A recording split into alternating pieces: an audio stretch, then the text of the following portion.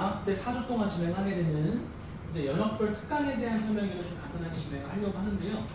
이거는 이제 다른 설명회들보다는 조금 더 약간 간편하게 좀 만들었어요. 왜냐면 이제 어쨌든 이제 오전 시간 그 다음에 이제 뭐 비문학 문법으로 나누어서 선생님들이 다 파트를 나누어서 그 담당해서 진행을 하시는 거기 때문에 담당 선생님들의 코멘트가 사실 중요하고 지금 이제 이따가 기본적인 설명은 제가 좀 드리고 저는 이따가 이제 중간에 비문학 설명을 할 때 이제 이어 다시 한번 코멘트를 좀 드릴 예정이고요.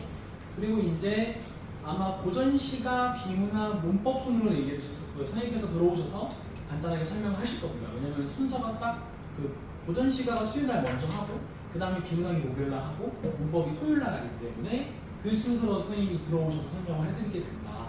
그렇게 이제 알고 계시면 될 것 같습니다. 그럼 우선은 전체적인 진행을 제가 이제 해야 되기 때문에 맨 처음에 제가 한번 간단하게 진행을 하겠습니다.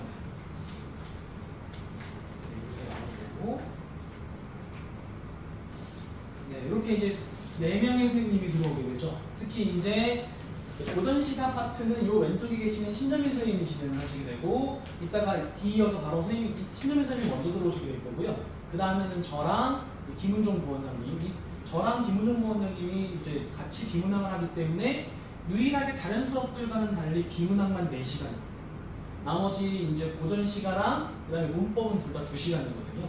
그렇기 때문에 이제 선생님의 수에 비례해서 시간 차이가 있다 이렇게 생각하시면 되겠고 그건 이따가 한 번 더 설명을 드릴 거니까 어차피 참고해 주시면 될 것 같고요.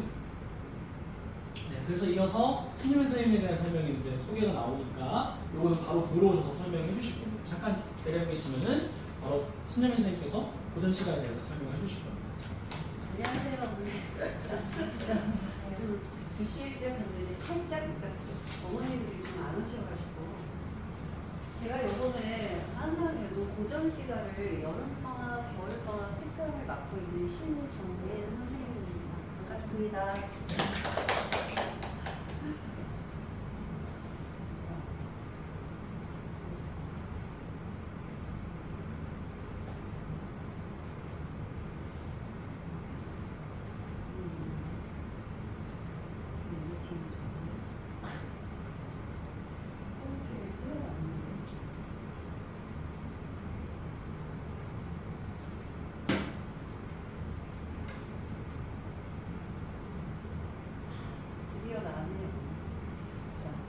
고전 시가 하면 언니 고전 시가 뜻이 뭐라고 생각하세요? 그냥 고전 시가 그냥 옛날에 배운 거야 이렇게 생각하시나요? 고전 시가라는 뜻은 뭐냐면 한국어로 지어서 노래한 시 작품을 다 합쳐서 그걸 고전 시가라고 해요. 근데 한국어라는 게 앞에 들어가긴 하는데 저희가 고전 시가의 범위가 어디냐면 상고 시대부터 시작해서 저희가 19세기까지를 고전 시가 다 작품을 다루는 걸 고전 시가라고 하거든요. 근데 그 범위가 상고 시대부터 19세기다 보니까 저희 작품이 맨 처음에 삼국 시대 초까지가 고대가요거든요. 그 다음에 향가가 나오는데 향가는 신라부터 고려 초까지가 들어가고요. 그 다음에 고려가요가 고려시대, 그 다음에 경기체가가 나가고 고려 말에 이미 정착해서 발전한 시조가 조선으로 같이 넘어와서 조선으로 넘어오면 시조가 더 발달하면서 가수 작품이 처음 나와요. 그 다음에 궁중에서 사용하는 악장이 있을 거고 그 다음 민요와 작가 등의 그 범위를 다 이야기하는 거거든요. 근데 저희가 그 전 범위를 4주 동안의 특강으로 해서 그 갈래를 다 다루어요. 그래서 처음 고대가요부터 가사 작품까지 다 다루다 보니까 그 갈래의 특성이나 그 작품에 나온 사상이라든가 아니면 거기에 갈래의 특징의 형식이라든가 이런 것들을 저희가 다 전반적으로 공부를 하는 거거든요. 근데 요즘은 과거에는 중학교 3학년 교과서에는 사실 없었어요. 근데 현재 교과서 중3이 이렇게 가보다 보면 뭐지? 갑자기 향가가 들어있네? 제망대가가 들어있네? 이건 뭐야? 그러니까 굉장히 중학교 때부터 너무 빨라졌다라는 거죠. 우리 때는 사실 고등학교 때부터인데 제망대가가 중3에 나와요? 네, 중3에 나오는 교본에 한다고 그랬는데 고1인데 네, 교과서가 있어요. 교과서가 나오는 교과서가 있어요. 중3에 이미. 그 다음에 예비고 1 그래서 중3부터 시작해서 고등학교 1학년도 원래 1학기에는 고전을 안 다뤄요. 그리고 2학기부터 고전이 시작해요. 1학년 2학기부터 본격적으로 시작인데 요즘에는 그렇지 않아요. 이번에 신동고 1학년 같은 경우에는 2학기에 청산별부터 나오고 가시리 나오고 고전이 포함이 되어 있어요. 물론 모의고사는 과거에 저희가 3월달을 안 봤잖아요. 근데 지금 현재는 바뀌어서 3월, 6월, 9월, 11월 모의고사를 보잖아요. 그 모의고사에도 당연히 고전이 포함되어 있어요. 그러니까 아이들이 딱 이거 뭐 우리나라 말대로 이거 무슨 외계요? 이렇게 딱 생각을 하는 거예요. 근데 그게 정확하게 1학년 2학기 기말과 중간고사를 다루면서 고전을 다루게 되고 그 고전에서 다루면서 저희가 마지막 중세문법을 가져가게 돼요. 그러니까 중세문법이 고대국어, 중세국어, 그 다음에 근대국어, 현대문법 말고 그 전에 거를 배우면 고전이 약간 쉽게 이해가 되는데 그게 1학년 2학기 때잖아요. 그러니까 당연히 고전이 어려울 수밖에 없고 이거 무슨 뭐지? 외계어네? 이렇게 생각이 들 수밖에 없어요. 그래서 그런 것들이 문법을 배우지 않더라도 고전은 그 특징이 딱딱 정해져 있어요. 뭐 한가의 형식은 뭐 4구체, 8구체, 10구체, 4줄, 8줄, 10줄밖에 없어. 이게 딱딱 고정이 되었기 때문에 현대보다는 공부하기가 맨 처음에 힘들 수 있어도 하다 보면 고전이 훨씬 더 쉬울 수 있어요. 그래가지고 그 형식이 딱딱 정해져 있고 또 고전 어휘듯이 예를 들어서 뭐 복숭아다 그러면 저희가 뭐라고 하냐 고전에서 물운동원이야 이건 도교사상이야 심성이야 그게 같이 따라 나와요. 그러면 그 작품만 적용되는 게 아니라 모든 고전 작품에 똑같이 적용이 되는 거예요. 변함이 없는 거예요. 그러니까 맨 처음에는 익히기가 힘들어요. 그런데 하다 보면 오히려 고전이 더 재밌고 그 형식의 틀에서 벗어나지 않는구나 라는 걸 알게 되니까 훨씬 더 수월할 수가 있을 거예요. 그래서 그런 거에 대해서 4주 동안에 다루게 되어 있어요.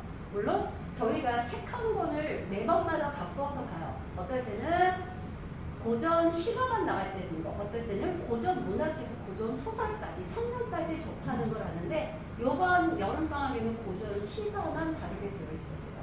그래서 그 책은 선생님마다 다 선정이 다른데 저는 이번에 고전 시가를 다루려고 해요. 그래서 전반적으로 고대 가요부터 가사 작품의 그 갈래의 형식과 특징을 이번에 저랑 함께 공부하려고 합니다.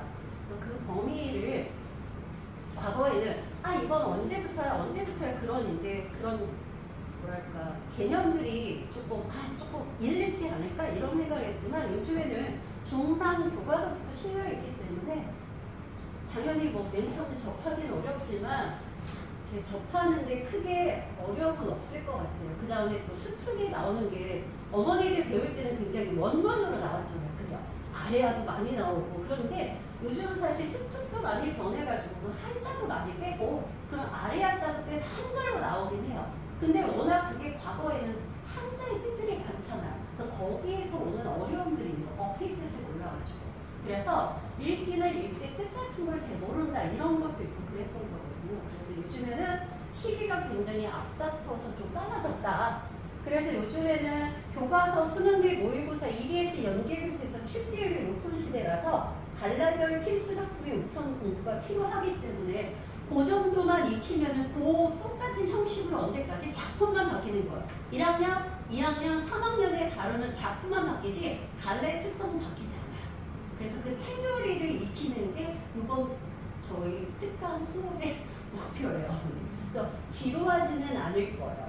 왜냐면 거기 배경사라도 있고 여러 가지 있다 보니까 이런 것도 있어. 이런 거야 하면서 그렇게 배우게 될 거예요. 그래서 짧은 시간에 굉장히 어떻게 해요? 고전시가 갈래 이해가 가능하다라는 거예요. 4주 동안 하면서. 그래서 수요일 날 2시부터 4시까지 딱 2시간씩으로 일주일에 한 번씩 그렇게 하면은 어느 정도 그 갈래가 이루어질 거라고 저는 생각을 해요. 네. 7주 정규 특강 정규 그거 네. 하여튼 7주 시청했는데 네. 일요일 6시 타임으로 해서 선생님께 배우게 될 거예요. 예. 맞죠? 네, 맞아요. 맞아요. 네. 그러면은 그때도 이제 아, 가지고는 부족하니까 이제 이걸로 해야 그거는 어머니 고전만 다루는 게 아니라 현대의 전반적인 거나 다 섞여서 복합가네요. 근데 이거는 고전만 따로 들어서 고대 가요부터 시작해서 그 순서대로 해가지고 가사 작품까지 가지고 가는 거예요. 고전 시가가 고대 가요부터 조선 가사까지를 네네. 향가는 고전 시가 아니에요? 아, 고전 시가에 들어가는 언니 고대 가요 다음에 향가 다음에 고려 가요 다음에 시조 다음에 가사 다음에 거기다 물론 거기 다 있는 거예요. 네네네. 그러니까 우리가 다른 학원에서 왔거든요. 네네. 근데 여기 이제 우리가 그 고일 되기 전에 다른 학원 잠깐 있고 고일 돼서 다른 학원 잠깐 있었는데 네. 그래가지고 무덕무덕 돼가지고 진도가 네. 솔직히 뭘 다르고 뭘 안 다르고 고전을 모르겠어요. 다 다르는 거예요, 언니. 그러니까 책한 저희가 권으로. 어딘가가 구멍이 있을 거 아니에요. 네네네. 그런 군데를 쭉 못 다녀서 그러면은 요번에 이 특강을 들으면 그 구멍이 메꿀 수 수가 있는 있겠죠. 거예요. 그 네네네. 구멍 때문에 찝찝해 죽겠어요. 왜 그래요? 갈래별로 나가기 때문에 오늘 그 시대로 가요. 우리나라 역사랑 똑같아요. 그러니까 역사의 진행이랑 똑같기 때문에 거기 그대로 우리 문학이 가는 거죠. 그러면은 이게 과제양은 어떻게 해요? 아, 과제량은 저희 특강은 과제량이 따로 없어요. 책 한 권을 선정해서 나가기 때문에 그걸 이제 본인이 풀어야 되는 거예요. 그리고 모르는 것만 이제 선생님이 클리닉 정도 해주지 너 숙제 왜 안 해왔어? 이렇게 압박하지는 않아요. 네, 그렇게 하지 않아요. 정규 수업하고 또 달라요. 그러면은 정규 수업과 조금 다르고 네네. 그리고 2시간이라서 타이트하게 짧지 않으면서 그냥 그것만 딱 익혀가지고 아 이거 2학기 때 쓸 수 있구나. 잡을 수 있겠군요. 네네. 원래 이거를 지하과 공지 어머니도 혹시 궁금하신 거 있으세요? 그러면은 다음에 들어오신 선생님 독서 이제 기문학 설명할 거거든요. 궁금하신 거 있으면 일단 끝나고 물어보시면 될 것 같아요. 지금 수업 이렇게 하려면요. 네. 나중에 정규 수업으로 들어갔을 때는 어떻게 연계가 되나요? 아, 요거는 고전만 따로 나가는 거고 정규 수업에는 현대도 들어오잖아요. 예. 현대까지 다 들어와요. 현대 말고도 독서도 있고 문법도 있고 다 들어와요. 그게 정규 수업에는. 정규 수업에는. 네네. 특강들이 있고 정규 수업은 똑같이 다른 때도 진행하시나요? 네, 항상 그렇게 되어 있어요. 그러면 정규 수업을 들으면서 이걸 네네네네. 그것만 딱 집중해서 그 타임만 해가지고 그것만 딱 익히는 거죠. 이게 정규 수업 들어오는 사람은 특강을 다 반값에 하시는 네, 다 반값이에요. 그래서 금액이 얼마 안 돼요. 그냥 아이들한테 하든 다 반값. 네, 항상요. 겨울방학도 마찬가지고 여름방학도 마찬가지고 정규 만약에 특강을 안 듣고 정규 수업만 듣게 되면은 진도가 어떻게 진도가 지나요? 진도가 10주로 나가는데 네. 고전만 나가지는 않기 때문에 고전의 갈래에 대해서 다 배울 수는 없어요. 음. 왜냐면 일본은 뭐 시조 하나가 나왔다 갑자기 가사가 나왔다 이렇게 나올 수 있는데 예. 특강은 말 그대로 그 흐름에 역사의 흐름에 그대로 가는 거기 때문에 아 여기부터 여기까지가 우리가 이런 거구나 여기는 특징이 이런 거구나 그런 걸 배우니까 조금 다르겠죠. 그러면 다음 선생님 들어오실게요. 네. 안녕하세요. 저는 그 비문학 특강을 담당하게 됐고요. 분야는 경제 철학, 정치, 법학 이런 인문 분야에 대해서 담당하겠습니다. 학생들이랑 수업을 해보니까 그 사회과학은 기본 개념이 굉장히 중요한데 그거에 대한 그 정립이 안 돼 있어서 곤란해하는 경우가 되게 많았습니다. 어차피 고등학교 국어에서는 알고 있는 내용이 나오는 거는 내신밖에 없거든요. 그러니까 그 자리에서 직접 처음 보는 지문 그리고 그 지문의 수준이 굉장히 높아요. 법학 같은 경우는 이제 제가 법전공이긴 한데 법학 같은 경우에는 헌법학에서 한 3주 정도 배워야 될 게 짧게 정리가 되어가지고 그걸 문제를 풀게 해요. 물론 그거를 줄여놔서 약간 논리적 비약도 있고 특히 경제학이라든 이런 부분은 이제 논리적 비약 같은 게 좀 심한 게 있기도 하던데 그래서 굉장히 이해하는 게 어렵긴 합니다만 그럼에도 불구하고 기본적인 내용을 좀 파악하려면 기본 개념에 대해서 정확하게 알아야 된다고 생각을 하고 그 지문을 읽으면서 그러니까 제가 이번 수업에서 중점을 두는 거는 지문을 읽으면서 그 지문에 대한 그 내용을 이해하게 하는 것보다는 그 지문에 나오는 기본 개념을 정확하게 몸에 완전히 배게 하는 게 조금 길게 설명을 해서 그게 이제 목표입니다. 그러니까 철학 같은 경우에는 뭐 좀 익숙하긴 하지만 공리주의, 뭐 실존주의, 뭐 칸트 철학 이런 것들의 기본 핵심이 무엇인가를 좀 알게 되면 그러면은 읽을 때 좀 편하거든요. 그런데 공리주의는 그냥 최대 다수의 최대 행복 이 정도만 알게 되어가지고 이해할 수 없는 게 되게 많아서 그것의 한계가 무엇이고 현재에는 그 공리주의가 어떤 식으로 쓰이고 있는지 사실 모든 정책이 공리주의에서 현재도 기반이 되긴 하거든요. 근데 이게 공리주의라는 것이 어떤 소수자에 대한 배려가 없다라는 거를 어느 정도 많이 퍼져 있는 생각이기 때문에 그럼 공리주의가 나쁜 것이냐 뭐 이렇게만 단순하게 생각할 수 있는데 그런 배경에 대해서 좀 같이 얘기도 하고 그건 경제학도 마찬가지인 것 같습니다. 경제학도 시장 원리라든지 수요 공급 법칙은 어느 정도 조금 알긴 하거든요. 근데 그 다음 단계에 있는 뭐 한계라는 개념이 무엇이고 그리고 탄력성의 개념이 정확하게 어떤 것이고 그 다음에 금융정책과 통화정책은 또 어떻게 다른지 이런 것들이 좀 배경 지식이랑 같이 설명이 되면 그러면은 어차피 같은 지문은 안 나오지만 새로운 지문을 읽었을 때 그런 용어는 어차피 반복이 되거든요. 그러면 그 용어를 봤을 때 좀 기시감이 생길 거라고 생각을 하고 있습니다. 그래서 탄력성에 관련된 문제 문장으로 처음이 시작이 되면 이거는 내가 좀 만만하게 볼 수 있는 것이다 라는 생각을 하는 것과 이게 뭐지 하는 거는 완전히 다를 거라고 생각을 하고 있습니다. 그래서 중학교 국어와 지금 중3 어머니들이 좀 있으신가요? 중학교 국어와 고등학교 국어는 완전히 다른 과목이라는 전제가 학생들한테 먼저 있어야지 됩니다. 무슨 말씀이냐면 중학교 국어 공부는요 암기 과목처럼 공부하면 돼요. 내신 범위가 어느 정도 정해져 있고 그 다음에 엄청나게 많은 문제 사이트에 있는 기출 문제를 많이 풀고 그러면은 점수가 어느 정도 학원에서 좀 수업 준비 한 3-4주만 하면 90점 정도는 충분히 나올 수 있는데 고등학교 국어 공부는 특히 만약에 모의고사를 준비한다면 완전히 다른 거죠. 그 자리에서 자기가 직접 판단을 해야 되는 거죠. 그러니까 아는 질문이 아예 안 나온다라고 전제를 해야지 돼요. 그 다음에 그럼 내신도 요즘에는 수능형 모의고사형으로 많이 나와서 외부 지문을 많이 가지고 나오거든요. 그러니까 내가 공부했던 거를 가지고 풀어야지라고 하게 되면은 굉장히 당황할 겁니다.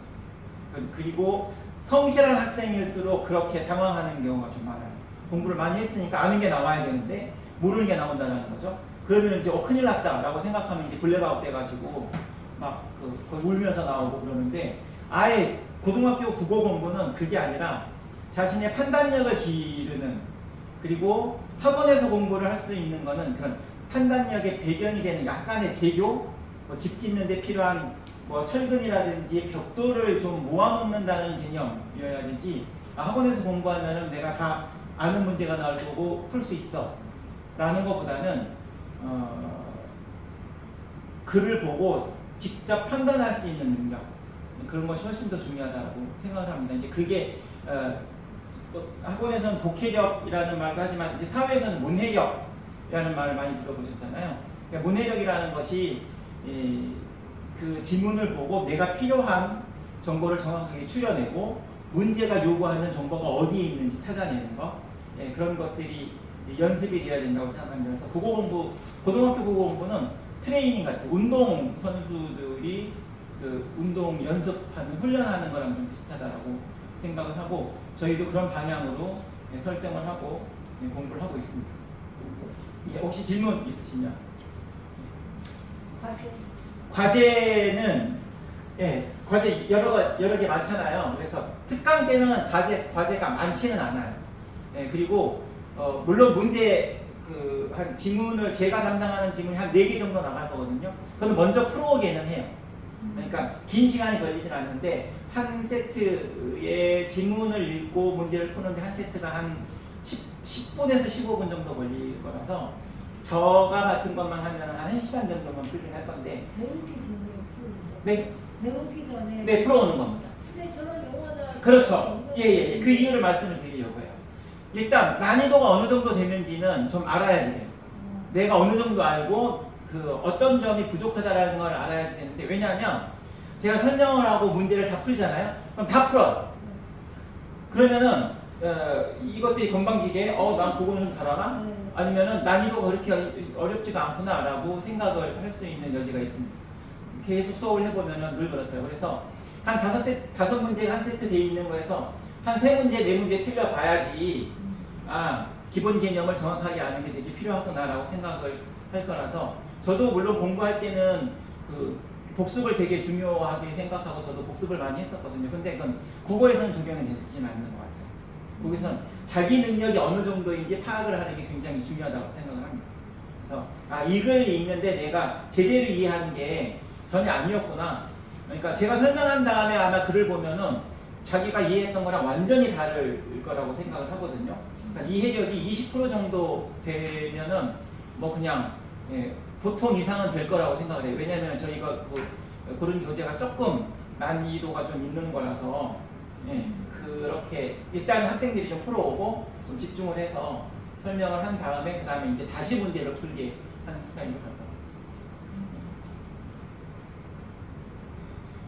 겁니다. 나중에 올라가면은요, 문학도 되게 중요하긴 한데 킬러 문제는 비문학 문제의 대부분이거든요.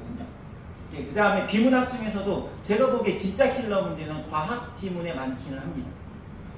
근데 과학 질문을 좀 여유 있게 풀기 위해서 대부분의 친구들은, 대부분 아니면 약간 문과적인 성향이나 아니면 이게 킬러 문제다라고 생각을 하면은 일단 패스해야지 되거든요.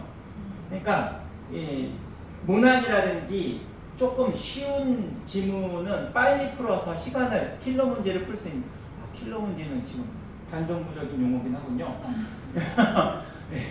반정직적인. 근데 그 어려운 문제를 풀기 위한 시간 확보를 하기 위해서는 다른 것보다 한 2배 정도 걸리기 때문에 평균 1분 40초거든요, 한 문제가. 근데 그거 하기 힘듭니다, 되게. 그래서 좀 만만한 질문은 빨리 해결할 수 있는 능력을 키우는 게 국어 고득점의 지름길이라고 생각을 하고요. 이과적인 성향의 친구들이 사실 더 많잖아요. 그래서 가르쳐 보면 이과적인 성향이 있는 친구들은 진짜 과학 너무 까다로운 거 말고는 잘 풀어요. 저보다 잘 풀어요. 근데 이제 동양 철학이나 일반 철학 문제가 나오게 되면은 짜증난다고 하는 친구들이 더 많더라고요. 그거는 이제 익숙하지 않은 때문인 것 같습니다. 그래서 그 문제가 쉽다, 만만하게 보인다라는 거는 익숙함이라고 생각을 하거든요. 그래서 좀 빠르게 익숙하게 하는 것, 핵심 개념에 대해서 익숙하게 하는 게 좀 중요하다고 생각합니다. 저희 집에요. 네. 이런 철학이나 뭐 이런 거에 만화책 있어요. 네. 공리주의 카트. 네. 하는 거 읽지는 않았는데. 아, 그거 읽을 시간 너무 늦죠, 보이고. 아니요, 저 말씀 잘해주셨는데 제가 주어진 시간이 많지는 않긴 한데 공부가 어렵잖아요. 전교 1등도 공부하기 싫어하거든요. 저도 공부를 잘해봐서 하는데 공부하기 다 싫어요. 죄송합니다. 공부 다 하기 싫어해요. 그런데 공부를 할 수 있게 하는 거는 저는 잠재의식적 동기라고 생각을 해요. 무슨 말씀, 왜 잠재의식이라고 하냐면은 의지적 동기는, 의지적인 건 다 있어요. 다 공부 잘해야 된다고 생각하죠. 나 공부 열심히 해야지 되는데 라고 생각 안 하는 친구들은 학원 안 다니겠죠. 어디 나가가지고 뭐 이렇게 무슨 짓을 하든 그럴 거거든요. 그러니까 학원을 다니는 친구들, 그 다음에 학교를 비교적 얌전하게 다니는 친구들은 공부를 잘해야 한다는 의지는 있어요. 근데 그 의지를 못 이기죠. 아직 청소년은 사람이 아니거든요. 진화 단계인 거지. 그런 면에서 그 다음에 학생들이 좋아하는 분야도 완전 다릅니다.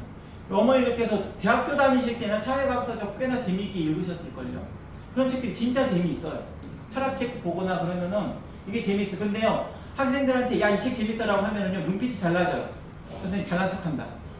저런 책이 어떻게 재밌을 수가 있지? 라고 생각하거든요. 그러니까 완전한 이성적인 인간이 아직 안 됐어요, 학생들은. 근데 그런 상태에서 공부를 하려고 하니 얼마나 괴롭겠습니까? 공부시키는 부모님들은 더 괴로우시죠. 근데 제가 이 말씀을 드리는 이유는 그럼에도 불구하고 공부를 잘하는 학생들은요, 그 잠재의식이 대해서 공부를 해야겠다라는 게 다른 그 동물적 본능, 놀고 싶은 나가서 활동하고 인간 동물이잖아요. 그러니까 밖에서 활동을 하는 게 더 본능에 가까운 건데 그걸 이기는 건 저는 잠재의식이라고 생각하고 그 잠재의식을 강하게 하는 거 공부해야 되겠다라는 잠재의식을 강하게 하는 거는 저는 자존감이라고 생각합니다. 자긍심. 내가 나를 어느 정도 수준으로 바라보느냐. 이게 굉장히 중요한 것 같아요. 자존심이 아니라, 그러니까 남에게 잘나가고 싶은 자존심이 아니라 자기 자신이 어느 정도 된다라고 생각하는 자존감. 자존감이 높은 친구는 잘난 척 안 해도 돼요. 자기가 괜찮다라고 생각을 하면 잘난 척을 할 필요가 없거든요. 그 자존감을 키우는 데는 저는 책이 최고라고 생각을 합니다. 그러니까 아주 쉽게 말씀을 드리면 만약에 어떤 친구가 저한테 읽을 책 좀 소개를 해줘. 추천하고 싶은 책이 있어? 라고 말을 했을 때 3-4권이 쫙 나올 수 있는 친구와 나는 웹툰만 보는데? 이런 친구는 완전 그 사는 세계가 다르다라고 생각을 하거든요. 그러니까 학생들이 이제 고등학생이 되면은 책은 재미없는 책을 읽어야지 됩니다. 소설, 판타지 소설이나 이런 게 재밌긴 하겠지만 그거는 도움이 안 되거든요. 근데 조금 추천 도서 같은 경우 가령 제가 꼭 추천을 해주는 호모 에티쿠스라는 책이라든지 아니면은 뭐 김두식 교수님의 헌법의 풍경이나 아니면 불편해도 괜찮아 꼭 읽어보세요. 학생들을 대하는 태도가 아주 달라질 수 있습니다. 김두식 교수님의 불편해도 괜찮아. 앞부분 한 40-50페이지라도 꼭 읽어보시기 바랍니다. 예, 그분이랑은 아무 상관없습니다. 그 다음에 뭐 정의란 무엇인가 되게 유명했었잖아요. 그런 거나 아니면은 뭐 돈으로 할 수 없는 것들 읽을 거리 그러니까 수준 있는 책을 읽어보고 내가 이거에 대해서 고민을 한 친구와 그렇지 않은 친구는 세상을 보는 눈이 완전히 달라질 거라고 생각해요. 또 한 가지 자존감을 높일 수 있는 방법은 사회에 대한 관심을 많이 가지는 겁니다. 그러니까 물론 이 사회가 굉장히 능력이 있고 리드를 할 수 있는 많은 지도자가 필요한 건 아니에요. 그런 사람은 0.1%면 되긴 합니다. 그러니까 그렇지 않은 친구들도 행복하게 살 수 있는 사회 조건을 만들어주는 게 굉장히 중요하다고 생각하고 대한민국은 어느 정도 그 정도 됐다라고 생각을 해요. 하지만 그러면 여러분 우리 부모님들의 자녀들이 그냥 나는 먹고 살기만 하면 돼 라는 생각으로 살기를 원하시진 않으시잖아요. 그렇죠? 나는 세상을 바꾸고 이 세상을 더 좋게 만들고 변형을 하는데 주체가 되고 그런 꿈을 꾸는 학생들로 만들고 싶으신 거죠. 그러려면 사회에 늘 관심이 있어야 된다고 생각하고 내가 이 사회에 대해서 이런 생각을 할 줄 안다. 그러면 내가 나중에 뭘 해야지 될까라고 생각을 하게 되면 그러면 지금 그럼 공부를 해야 되겠네 라는 생각 잠재적으로 가지게 될 것 같습니다. 그래서 독서 되게 필요하고요. 네. 만화 철학 도서. 그거는 자랑할 만한 책이 아니죠. 그래서 고등학생 정도 됐으면 이제 그냥 글로 되어 있는 책들을 만약에 추천을 원하시면 그리고 저희도 많이 비치되어 있거든요. 언제든지 빌려 가실 수도 있고 꼭 그런 책들을 좀 사실은 극단적으로 말씀드리면 학원 하나 안 다니는 게 그 책 한 권 읽는 게 훨씬 더 저는 낫다라고 생각합니다. 자존감을 높이고 세상을 바라보는 그 시각을 좀 키우는 데는 그리고 국어 선행이 뭐냐고 자꾸 물어보시거든요. 선행은 되게 많이 하요. 영어 수학 같은 경우는 선행이 확실하게 있는데 국어 선행은 그런 책 읽는 겁니다. 그런 책을 읽게 되면 자연스럽게 여기에 있는 철학적인 것들은 되게 편하게 접근이 될 수 있을 거라고 생각합니다. 네, 또 질문 있으시나요? 어렵죠. 근데 학생들이 그런 책을 읽을 리가 없거든요. 읽을 리가.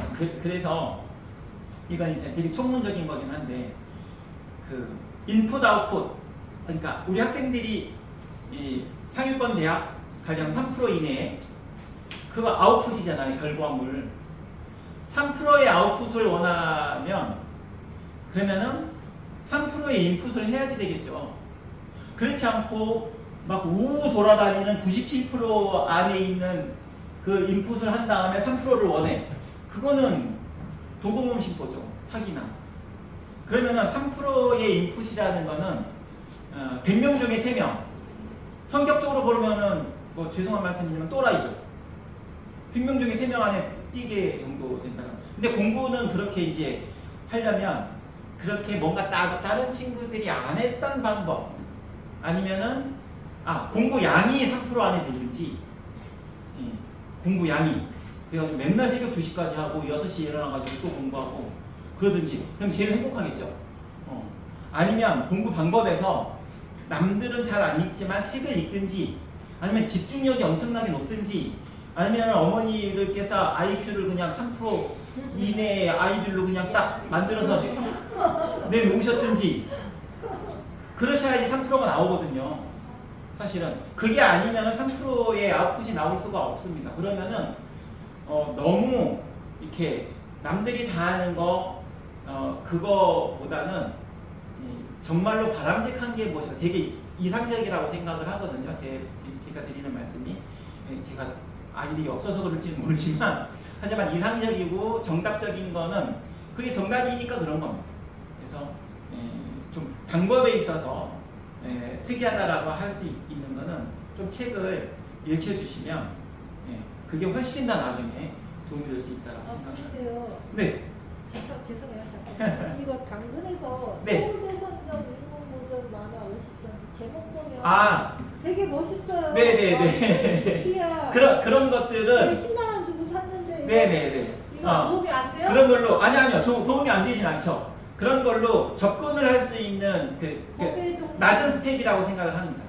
낮은 스텝으로 접근을 해서 그걸로 이제 근데 시간이 없죠 지금. 그대로 읽어야 되는데 만화로 된 거 네. 읽고 기본 네. 이 경제학 기본 개념 익히기에 좋은 책은 뭐가 있을까요? 청소년들 위한 경제학 책이 많이 있습니다. 재미가 없어요. 네. 네. 근데 어쩔 수 없습니다. 이렇게 사회과학 책은 학생들 수준에 그러니까 우리나라에서 제일 부족한 책이 청소년들이 읽을 책인 것 같습니다. 제가 논술 수업을 오랫동안 해서 그게 제일 고민이었습니다.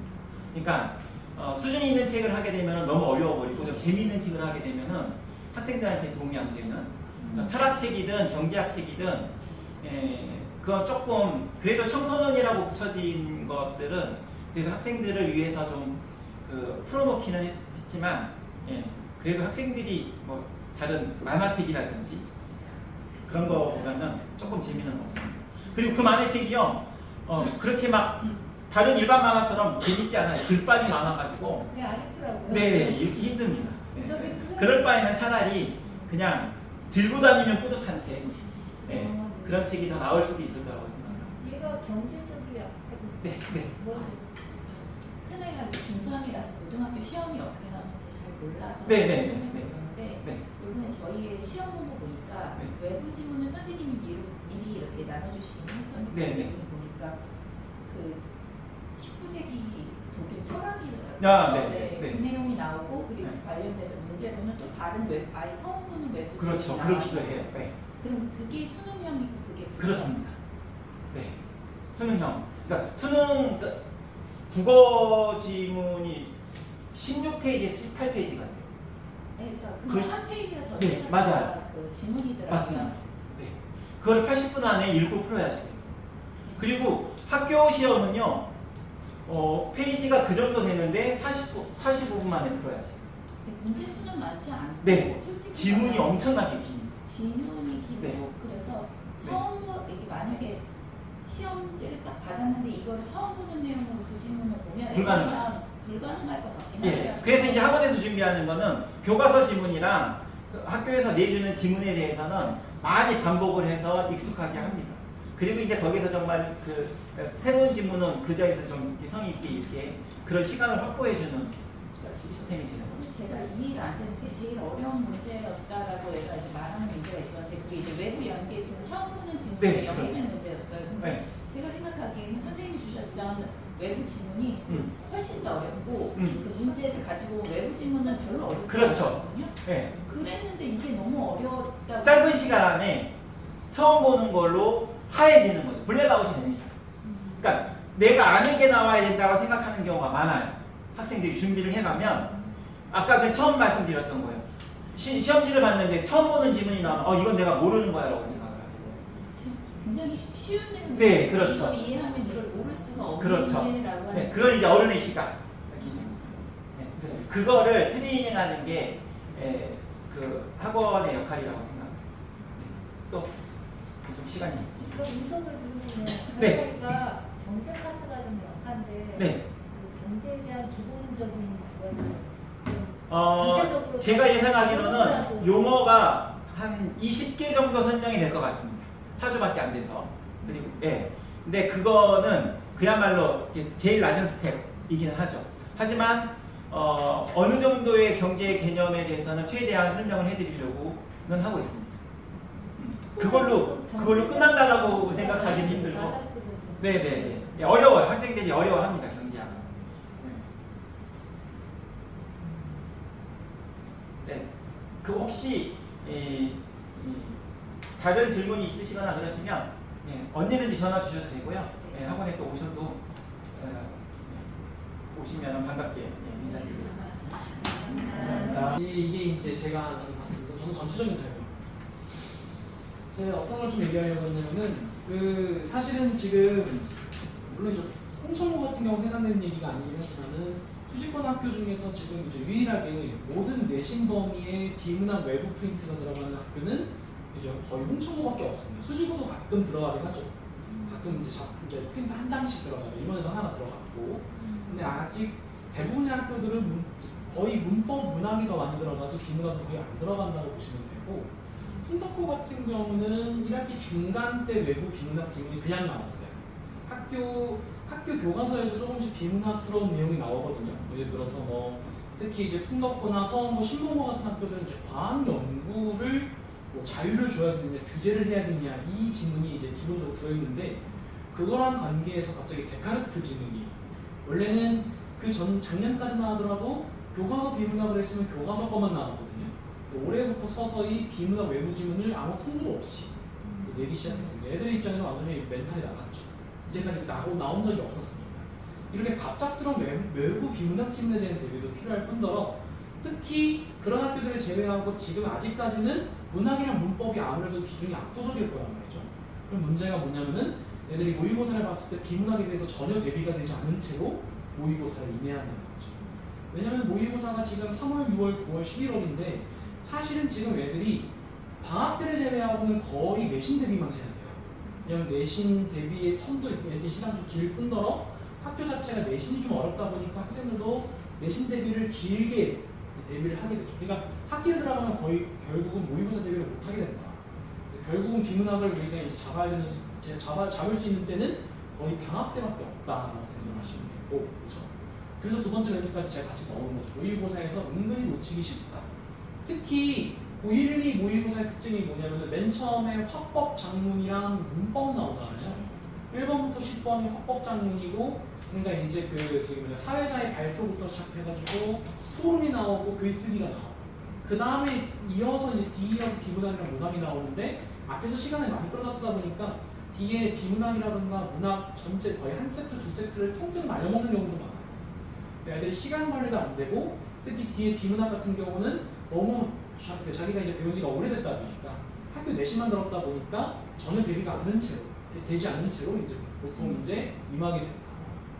그래서 저희 같은 경우는 이제까지는 작년까지는 그냥 이제 비문학을 그냥 제가 다 담당을 했었는데, 이번에는 분야를 나눈 겁니다. 전문 분야를 나눠서 특히 학생들이 가장 어려워하는 영역이 공통적으로 이제 인문사회, 그 중에서도 사회 중에서도 경제를 좀 많이 어려워하고요. 이과 친구들은 인문 중에서도 특히 철학을 어려워하죠. 아까 뭐 공리주의 이런 얘기도 물론 이제 들으셨겠지만은, 그냥 문과 친구들은 당연히 과학기술 그렇게 되는데, 그렇다고 이과 친구들이라고 무조건 과학기술 다 맞고 그러진 않아요. 특히 많이 범하는 오류가 무엇이냐? 고학년이 될수록 더 심한 경우가 많은데, 특히 이제 수지고 친구들 중에서도 뭐 과중반 혹은 이제 뭐 과학을 조금 이제 나름대로 많이 공부했다 싶은 친구들이 과학 지문이 나오는 지문 안 읽고 그냥 풀거든요. 예를 들어 DNA가 나왔다. 나는 생명과학 했다 이거죠. 선생님 저는 그냥 풀었어요. 그럼 다 틀립니다. 왜 그러냐면은 이거는 엄밀히 말하면 비문학에서의 과학인 거지 생명과학 지문은 아니잖아요. 그러니까 결국은 지문에 나와 있는 단서를, 곳곳에 숨어 있는 단서를 조각조각을 맞추어서 그 조각을 합쳐서 퍼즐을 만들고 그걸 갖고 문제를 풀 수 있어야 되는 건데 애들이 이제 기본 배경 지식 갖고 풀려고 착각을 하는 거죠. 그렇죠. 물론 배경 지식이 있으면 훨씬 수월하긴 합니다. 예를 들어서 경제 같은 경우는 애들이 뭐 어떤 것을 제일 어려워하느냐, 예를 들어서 뭐 경상수지라는 말이 나오고, 그렇죠? 아니면 뭐 흑자 적자라는 말이 나오잖아요. 요즘 좀 사실 심각한 게 뭐냐면 애들이 흑자 적자도 잘 모릅니다. 흑자가 뭐예요? 적자가 뭐예요? 흑자는 검은 건가요? 적자는 빨간 건가요? 이렇게까지 고3애가 그걸 물어봤어요. 너무 충격을 받아가지고 아니 너 흑자 적자 안 배워? 안 배운다고. 생각보다도 경제에 관심 있는 친구들이 별로 없고 경제가 사탐 중에서도 극히 이제 일부 과목이잖아요. 그러다 보니까 잘 안 돼요. 이게 이제 결국에는 이제 다른 기사들에도 좀 많이 나오는 부분인데 이제 경제학과 교수님이 그런 거 갖고도 많이 얘기하시려고 하죠. 애들이 경제학과를 들어왔는데 전혀 그런 기본 지식이 없다더라. 금리가 어떻고 통화량이 뭔지 모른다. 심지어 통화량 갖고는 뭐 전화를 많이 해서 통화량이 늘어난다 이렇게 얘기를 한다고 하니까 굉장히 심각한 거죠. 특히 어쨌든 그래서 특히 이제 그거 관련해서 학생들이 어떻게 생각을 하게 되냐면은 비문학은 배경 지식이 없으면 못 푸나 보다 이렇게 생각을 해요. 그러니까 물론 배경 지식을 알면은 그런 부분이 기본적으로 해결이 되니까 일본 안 하는 속도가 급속도로 빨라지죠. 그건 있는데 결국은 단서 찾기이기 때문에 제가 마지막에 썼다시피 학생들이 가장 많이 하는 변명이 이거거든요. 아 저는 이과여가지고 인문사회 못해요. 저는 그죠? 그리고 거꾸로 저는 전 인문계라서 저는 과학기술 못 풀겠어요. 내신학적 그럴 거였으면은 수능이나 모의고사 같은 데서도 기본한 영역이 구분이 되었어야 됐죠. 근데 안 그렇단 말이죠. 다 단서를 넣어놓으니까 가는 거죠. 근데 단서를 넣어놓는데 어려운 전문 용어로 포장이 되어 있기 때문에 애들이 어려워하는 거죠. 그런 경우는 제가 어떻게 이제 얘기를 하냐면은 너 경상수지 몰라? 흑자 적자 몰라? 그냥 그거 갖고 그대로 그냥 갖다 써. 경상수지가 늘었대.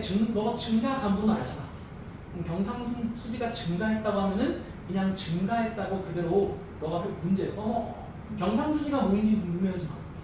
그건 나중에 너가 혹시나 경제에 관심이 있으면은 그때 배우면 돼. 우선 그렇게 얘기하거든요. 물론 알려주고 싶은데 지금 현행 제도상 그거는 좀 힘드니까.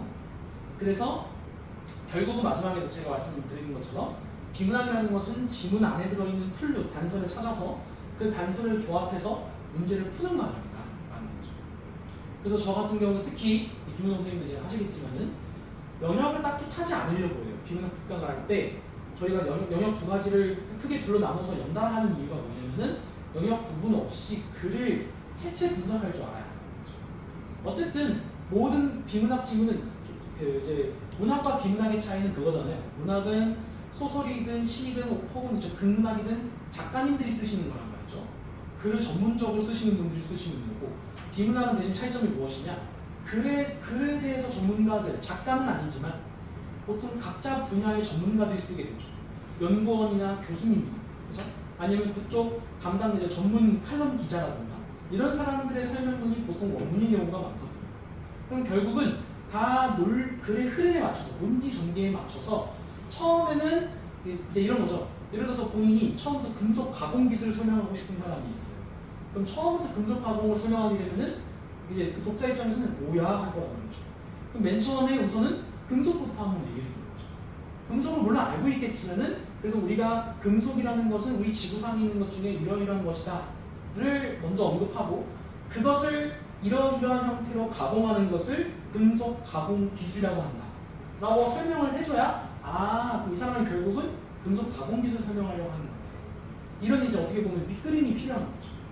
그래서 보통 비문학의 대부분의 99%의 지문들은 맨 처음에 그런 배경식에 대한 설명을 하거나 맨 처음에 이제 단계 쌓기가 시작되거든요. 거기서부터 시작돼서 그게 그 다음 문단 또 그 다음 문단에 어떻게 논리가 이어져 오는지. 제가 꼭 강조하는 게 앞에서부터 나왔던 내용이 이렇게 한 번 더 반복돼서 나오는 거야. 이 사람이 진짜 말하고 싶은 거는 사실 이 부분이야. 그러면 그 강조하고 싶은 부분이 주제의 가능성이 높고 그럼 그거는 문제 자체에 나올 가능성이 높겠지. 이렇게 제가 얘기하는 거죠. 그러니까 철저하게 글을 쓴 입장에서 결국은 이제 물론 비문학이라는 것이 이제 글을 실제로 쓴 사람이랑 그다음에 그 문제를 낸 사람의 실제 의도는 좀 다르겠지만은 어쨌든 출제 의원들의 목적은 거기 설명문은 다 대부분이 정보글이기 때문에 그 정보글에 각각의 문단에 흩어져 있는 정보들을 긁어 모아서 그것을 어떻게 제한 시간 안에 써먹을 수 있냐를 물어보는 거기 때문에 결국은 분석력과 독해력이 핵심일 것이라는 거죠. 그렇죠? 이쯤 돼서 이제 물어보시는 분들도 계세요. 저희 아이는 이제 그 전까지 책을 따로 읽은 적이 없었어요. 독해력이 너무 부족해요. 어떡하죠? 이렇게 이제 물어보시는 분도 있으시죠. 지금부터라도 책을 읽어야 될까요? 뭐 시사 관련 책들을 읽어야 될까요? 사실 지금 기준에서 시사를 읽는다고 비문학에 직접적으로 도움이 되진 않습니다. 그런 건 아닌데 대신에 비문학스러운 글들을 많이 읽어봐요. 아 역시 이 책도 많이 읽다 보면은 아 맨 처음에 1문단에 또 배경지식 먼저 나오네. 그러면 얘가 메인은 아니겠네. 아까처럼 금속이 먼저 나와. 그럼 금속 관련 어떤 얘기를 하려나 보다. 근데 금속으로 바로 끝나진 않겠지. 바로 가보니까 아 역시나 금속 가공 얘기를 하네. 이렇게. 그러니까 글을 읽는 법을 알려주는 게 좀 핵심일 것 같고 분석 해체하는 법을 알려줘요. 제가 그래서 어떻게 비유를 좀 하냐면은 그 좀 이제 맞는 예인지 모르겠지만 그 닭을 먹을 때 이제 뼈가 있는 닭을 이제 발골한다고 하잖아요. 우리가 뼈까지 다 먹을 수 없으니까 그렇게 이빨이 튼튼하지 못하니까 그 살을 발라먹는 작업인 거 제가 항상 비유하거든요. 핵심 내용을 추려서 그래 그러니까 결국은 비문학이라는 것이 문학 유형이 크게 두 개라고 볼 수 있는데 글 자체에 대한 전체적인 흐름을 물어보는 문제일 수도 있고 내용에 대해서 물어보는 문제고 문제처럼 디테일한 부분을 요구하는 문제도 있다는 거죠. 디테일을 빨리 찾으려면은 기본적인 틀을 빨리 파악해야 그 내용 일치라던가 세부적인 보기 문제, 디테일한 시간이 추가적인 시간이 부족한 문제들을 더 빨리 풀 수 있다는 거죠. 이렇게 생각을 하시면 될 것 같아요. 지금 저기 지금 두 분이서 나가서 하시잖아요. 맞아요. 네. 그러면 숙제 같은 거는 네. 어떻게 내시나요? 우선은 이제 저도 뭐 김은정 선생님도 그러겠지만 저 같은 경우도 특강 같은 경우는 사실은 웬만하면은 특강 자체 과제에 부담을 많이 주려고는 안 해요. 저희가 대신에 그래도 책 한 권은 특강 이제 4주 만에 좀 끝내야 되기 때문에 기본적인 과제량은 줄 겁니다. 데이가 어차피 저희가 준비하는 책 자체가 앞에 데이 계획표가 들어있기 때문에 책 한 번에 네. 이제 숙제가 각각 가면은 네, 그렇죠. 해당 파트가 나눠져 있나요? 숙제가? 그렇죠. 그게 그 교재 자체가 앞부분이 주로 인문사회 파트가 있고 뒤에가 과학기술이 있거든요. 그럼 각각 그 수업 시간에 그렇죠. 각각 확인을 할 수 그쵸. 그래서 김은정 선생님은 앞부분 파트를 하게 될 거고 네. 저는 중간부터 시작하게 돼요. 이렇게. 근데 되도록이면은 이제 그렇게 부담을 안 갖게 하고 그래도 하루에 제 생각에는 한 세 질문 정도 분석하고 풀 수 있을 정도? 그 정도 그 이상의 부담은 최대한 안 주려고 해요. 왜냐면은 또 별도로 또 따로 이제 뭐 다른 과목 공부도 해야 되고 뭐 정규 수업도 들을 수 있으니까 그렇게 알고 또 계시죠. 그분이 인문사회를 하시고 제가 과학기술. 부원장님이 과학기술을 네, 맞아요. 그래서 그분들이 부원장님이셔서 부원장 둘이 같이 하는 거죠.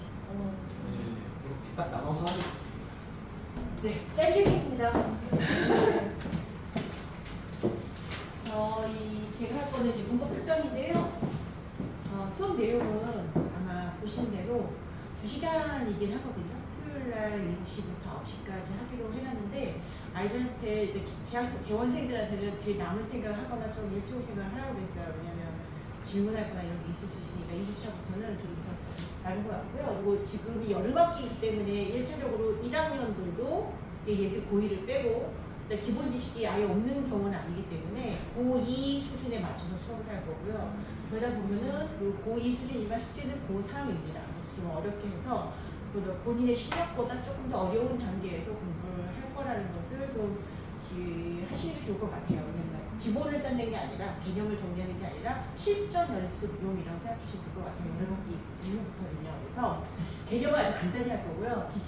기출인데 이건 사설이랑 그다음에 수능이랑 모의고사랑 이렇게 좀 어려운 부분들을 찾아서 과제를 낼 거고요. 1주차랑 2주차를 사실 이렇게 나눠놓긴 했는데 1주차에 기본 개념을 다 하고 나면 2주차부터는 품사와 단어와 관련된 얘기를 짧게 하고 문장성 공부로 들어갈 겁니다. 보통 이게 1학기 때 들어가거든요. 1학년 기준으로는 진도가 시험이. 그런데 이제 2학기부터는 여기 들어가고요. 2학년은 전체가 다 들어가는 경우가 많아요. 죽전이랑 서원이랑 같은 경우. 학원은 특히나 이 전체 1, 2, 3, 4주차 진도가 다 시험 범위로 중간, 기말 다 고른 경우가 많기 때문에 전체를 다 합니다. 여러분께. 1학년 같은 경우에는 중세국어가 2학기 중간고사 시험범위 확률이 제일 높고요. 그래서 중세국어는 1학기 때 요 단계를 잘한 친구들이어야지만 제대로 들어갈 수 있어요. 이 1, 2주 차에 있는 단계를 제대로 못한 친구들은 현대문법이 안 된 거고, 현대문법이 안 되면 중세국어 같은 경우는 후미적음 아시죠? 옛날에 배우셨던 거 나랑 말씀하면서 그 원문을 가지고서 중세문법을 설명하는 거기 때문에 현대문법이 그냥 개념 기본서라고 생각하셔야 돼요.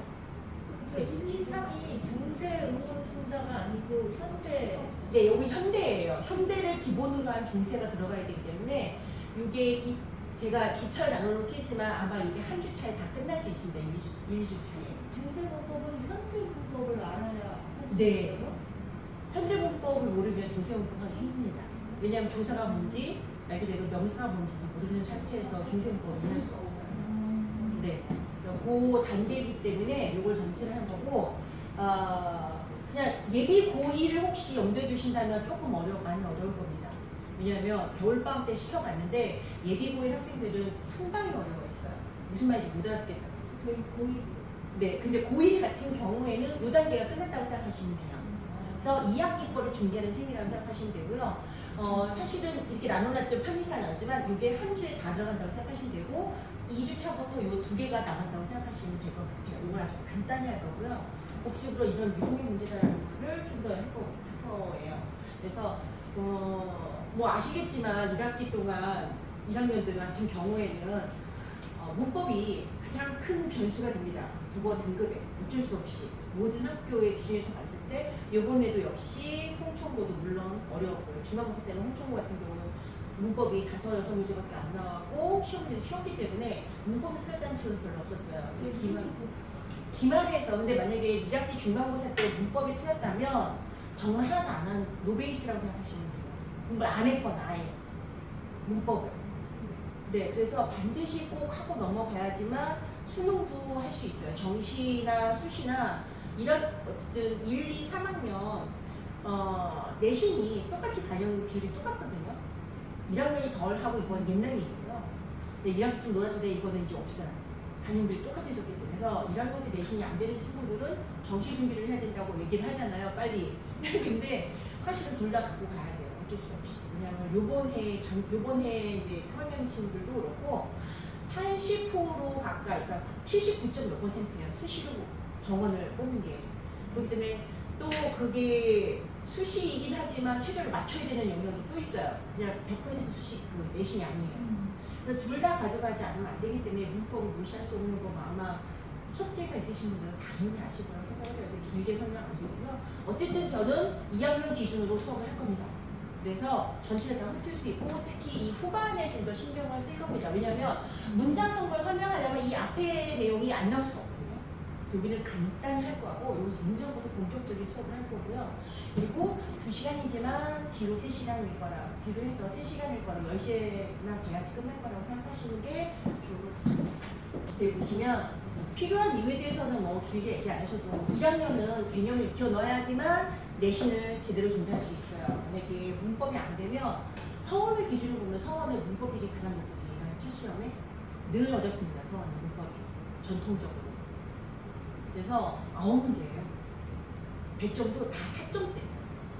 근데 그게 이 학교만은 아니에요. 홍천도 아마 이번에 앞에 그 문법에서 100점이 높았고요. 그다음에 풍덕도 마찬가지고요. 서원은 특이한 거예요. 올해는 풍덕도 그렇고 홍천도 그랬나? 하여튼 두 학교가 앞에다 100점을 확 뒀어요. 1, 2학년이 다. 그래서 아이들이 좀 멘탈이 관리가 돼야 됐을 거예요. 앞에가 어렵고 100점이 높으니까 똑같이 한 문제 틀린 아이도 점수 차이에서 1.5 이상 차이가 나요. 엄청난 차이거든요. 사실 내신에서는. 그래서 멘탈 관리 정말 잘해야 되고 앞에 비중을 일부러 높인 이유가 뭘까? 여태까지 보통 어려운 문제 뒤에 있잖아요. 올해는 성원고 1학년도 그랬고 또 어느 학교 하나 학교도 앞에다 비중을 많이 놓더라고요. 그래서 애들이 1번부터 틀린 경우가 굉장히 많았어요. 그런 것들 좀 관리를 좀 하셔야 될 것 같고 시작할 수 1학년 같은 경우는 지필고사의 등급 분배하는 영역이고 결국은 아까 말씀드린 것처럼 2학기 문법은 중세국어를 포함하기 때문에 반드시 여름방학 때 한번 짚고 넘어가 줘야지 그나마 수업 시간에 알아들을 수 있어요. 그리고 그다음에 2학년 같은 경우는 이제 선택 과목을 결정하는 시기가 오잖아요.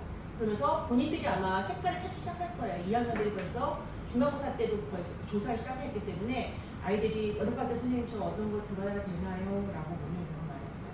근데 어차피 2학년까지는 엄매랑 화장이 스킨 모의고사를 본다. 그러니까 수능용 공부를 어차피 할 거라면 둘 다 그냥 어느 날 상관은 없다. 대신에 정말 여유가 되거나 아니면 전투적으로 하려면 특강을 좀 들어라. 제가 부족한 부분들로 이렇게 얘기를 했어요. 꼭 문법만 아니어도 좀 잘 부족한 부분을 꼭 챙겨서 뭔가를 할 수 있는 액션이 있었으면 합니다. 꼭 특강이 아니더라도.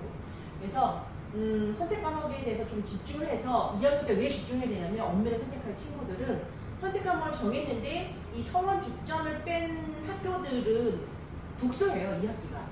문법이 1년 내내 없어요. 그렇기 때문에 공백이 생겨요. 그래서 특강을 들어가는 얘기를 하는 거고요. 엄밀히 선택할 거면. 특히 이과인 친구들은 거의 80~90%가 엄밀히 선택하거든요. 어쩔 수 없는 선택이에요. 쫄림 현상이 생길 수밖에 없는 게 시간 관리라던가 그리고 정확성 내가 고민 없이 답을 택할 수 있는 건 엄밀해요. 수학처럼 공식이 있는 영역이다 보니까 한 번, 두 번 해서 공부가 기본이 탄탄히 잡힌 친구들은 사실 내신은 좀 어려워요. 선생님이 괜히 심화시켜서 변별을 줘야 되기 때문에 굉장히 상당히 까다롭게 문제를 내거든요. 근데 수능형 엄매는 그 정도는 아니에요. 기본기가 착실하게 쌓인 친구들은 정확히 풀 수 있어요. 그래서 시간이 적어도 5분 이상 세이브 됩니다. 화작과 비교했을 때 최대 10분 이상 차이가 나요. 문제를 푸는 시간 공백이. 그리고 화작은 고민해야 되거든요. 이걸까지 할까 찾아서. 그런데 엄매는 답을 찾는 순간 고민 없이 다음 문제로 넘어갈 수 있어요. 그래서 엄매를 하는 친구들을 그리고 이과적 성향이 강한 친구들은 표점이 굉장히 중요하다 보니까 그쪽에서 꼭 하라고 얘기를 하기 때문에 2학년 공백이 생기지 않게 엄매 특강을 문법 특강을 좀 들어라라. 그래서 누수가 없도록 좀 기억이 날 수 있도록 하라라는 얘기고요. 그 다음에 3학년 얘기는 뭐 딱히 할 게 없죠. 무조건 해야죠. 어떻게든. 그렇습니다. 이상입니다.